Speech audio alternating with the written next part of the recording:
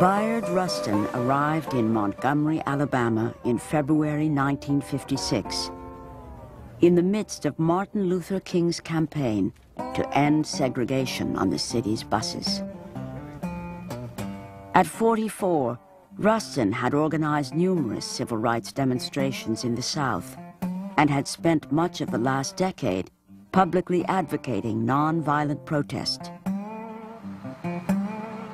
Now, he would help King make these techniques the centerpiece of his movement's strategy. It is my firm conviction that God is working in Montgomery. By the time the U.S. Supreme Court ruled segregation on the Montgomery buses unconstitutional, Rustin had become one of King's most trusted advisors and a highly influential strategist for the movement. In the course of the boycott, Rustin and King developed a very close working relationship, and it's Bayard Rustin who draws up the original plans for what becomes the Southern Christian Leadership Conference. Between 1956 and 1960, Rustin very consciously strategizes how to give Martin Luther King a national profile as a leader. And King has the opportunity to address a national audience and be catapulted into the media. Do you understand that that is a new Negro in the South? King owed much to his alliance with Rustin. But because Rustin was gay, it was an alliance that would also make his leadership vulnerable to attack.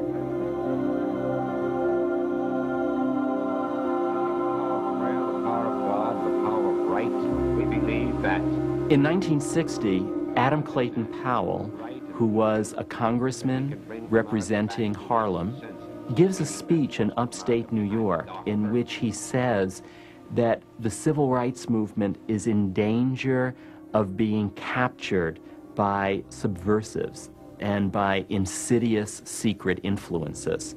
He was referring to Bayard Rustin. Powell lets it be known to Martin Luther King that unless he dismisses Rustin, Powell threatens to reveal that King and Rustin were having a sexual affair. Now, there's not a shred of truth to it. There was no sexual affair. There was nothing being done that could have discredited the civil rights movement. The only thing that was being done was the threat of a lie by a rival black leader. Rustin offers King his resignation, and King accepts it. And, you know, Rustin was devastated and flabbergasted. I mean, he fully expected that King would stand by him, that King would call Powell's bluff, and instead King, in this particular instance, panicked, and Rustin was pulled out of the loop of the civil rights movement for a number of years. It was one of the most difficult moments in Bayard Rustin's life. I know now that for me, sex must be sublimated if I am to live with myself and in this world longer. For the next 3 years, Rustin kept his distance from King. During that time, white opposition to the civil rights movement intensified, and the South erupted in violence. Finally, in June of 1963, black leaders began planning a march on Washington to urge the federal government to intervene. Movement veterans once again turned to Rustin for help.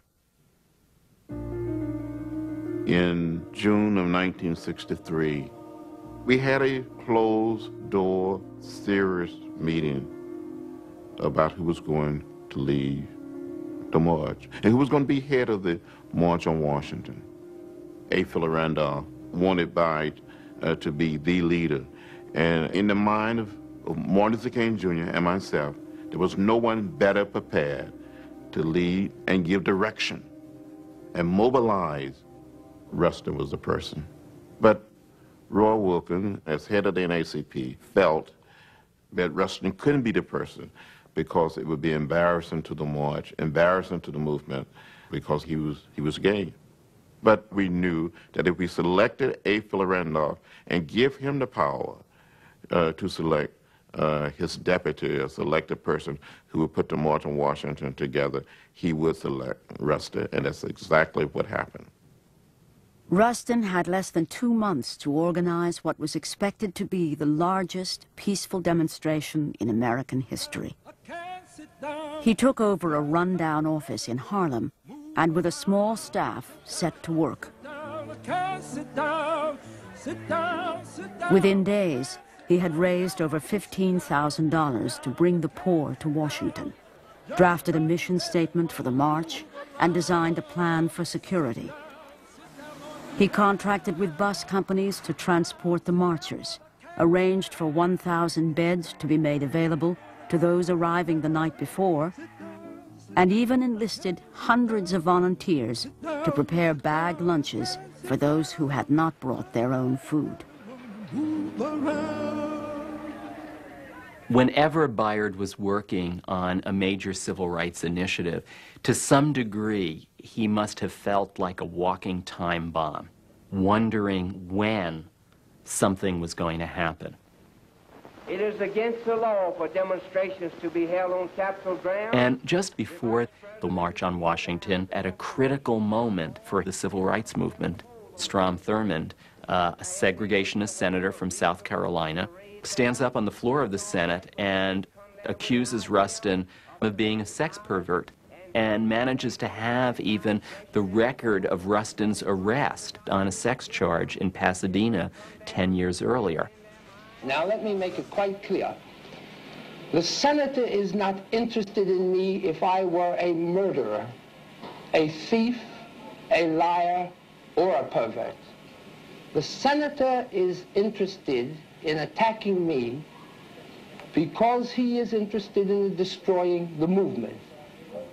He offered just to sort of disappear, not to continue. But A. Philip Randolph wouldn't have any part of that, and none of us would. This man was committed to the philosophy and the discipline of nonviolence. He had taught us the philosophy and the discipline of nonviolence, and he was committed to the goals of the march. He was committed to the movement, and we had to stay with him. That was the defining moment, I think, in Bayard Rustin's political life, when the civil rights movement was forced by circumstances to defend him rather than dismiss him.